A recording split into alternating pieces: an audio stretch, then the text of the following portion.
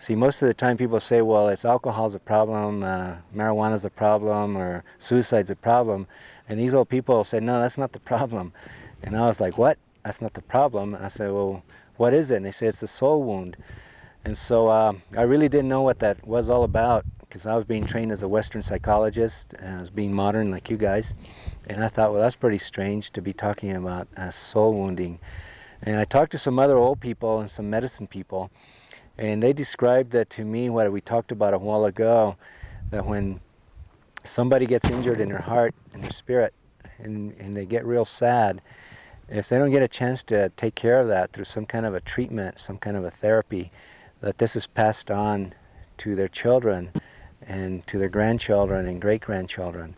And so what I've been finding over the years, working with Indian people from a lot of different tribes, is that a lot of the problems that we face here in the year 2000 are a direct result of that, of the soul wounding that happened. And the only way to really deal with it is to be honest with it, because I could just keep my mouth shut and say, well, you just have a depression, you have a neurosis, you're just an alcoholic. But all that would do is blame the person more. And almost every time that I've told people about this, they feel a great relief, because they start realizing that they're not a defective Indian, they're not a defective person. And that is the reason that we're even here talking about this. I think to a certain extent we lost our teachings, and we lost our way of life, our values, and it has a tremendous effect on our youth.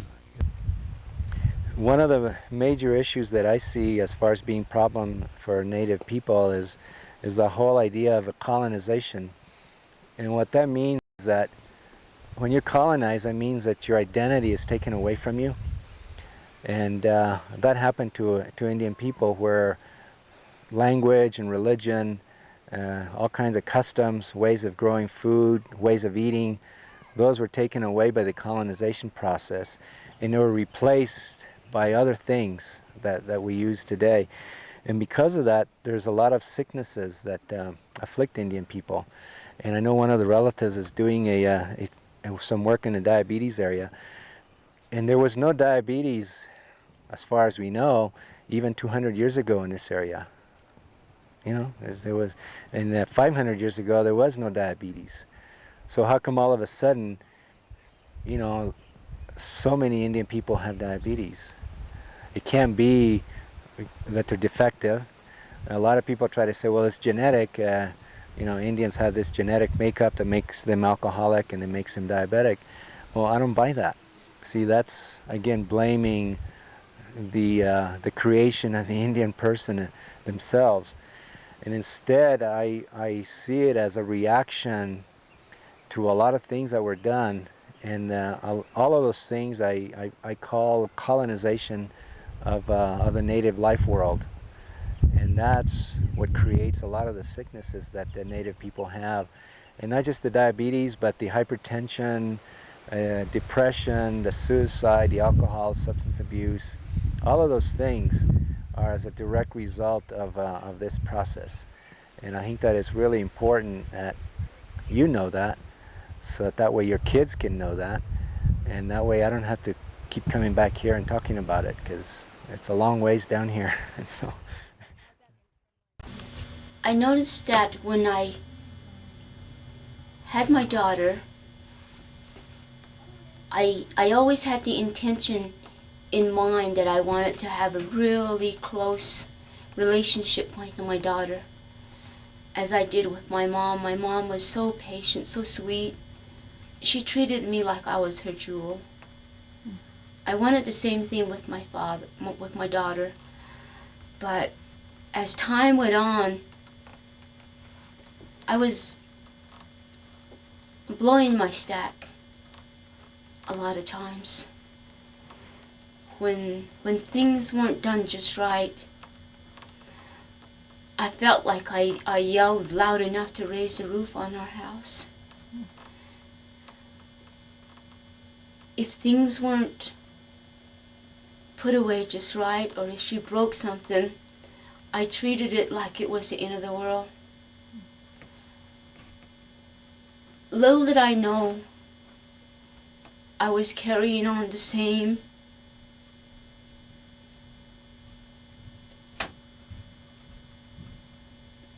treatment or the same, I'm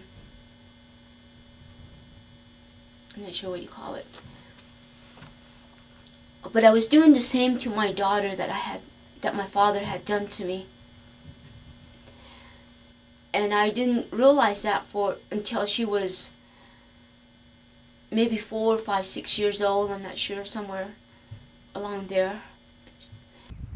And another very interesting that happens when people get injured, any kind of person, if you get injured, for some reason you take on the guilt of the person who injures you.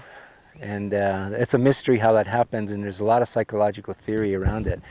But it was originally called identification with the oppressor or with the aggressor. So if somebody abuses you, you take on a lot of those qualities. And so the way I see this happening across Indian country today is that a lot of our people have taken on some of the qualities of the very people that abused us, and so we're mean to each other. Somewhere along the way, when I realized that she was starting to be afraid of me, I asked myself, what am I doing to my daughter? I'm doing the same thing all over again that my father has put me through.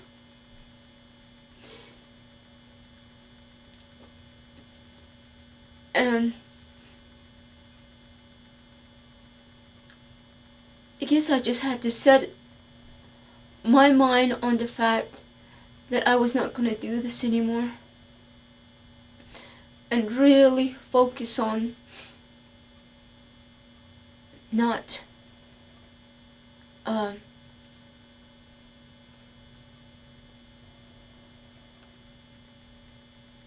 getting temperamental, I guess, with my daughter. It took some time to gain her trust back.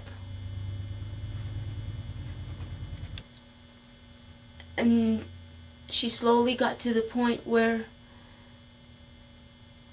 she would show me something that she thought might be ruined, or something that might upset me. A lot of times people come to me and they say, well, like domestic violence, let's say. Usually that's Indian people hurting their own relatives, right? In domestic violence. They don't go outside the family, they hurt people that are right there present.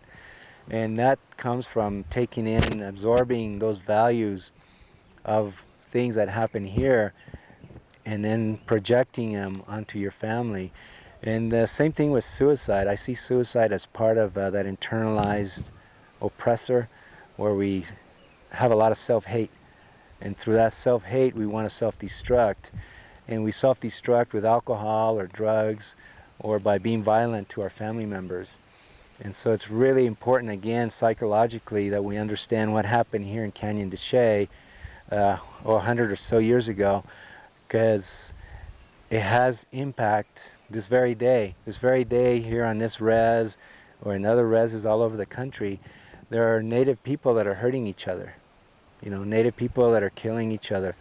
And we need to find out why is that happening.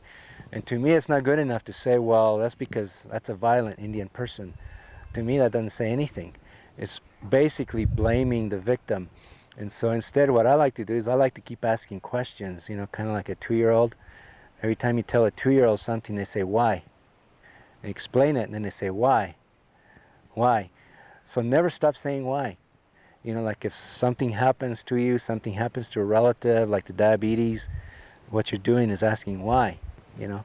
Well, why is there so much diabetes? And somebody, well, IHS will give you one explanation, right? They have charts with numbers on it and figures and genetics and all that.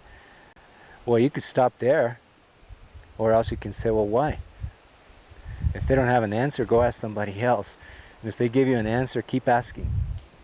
And never be satisfied until something in you tells you that you can be at peace with the answer you have.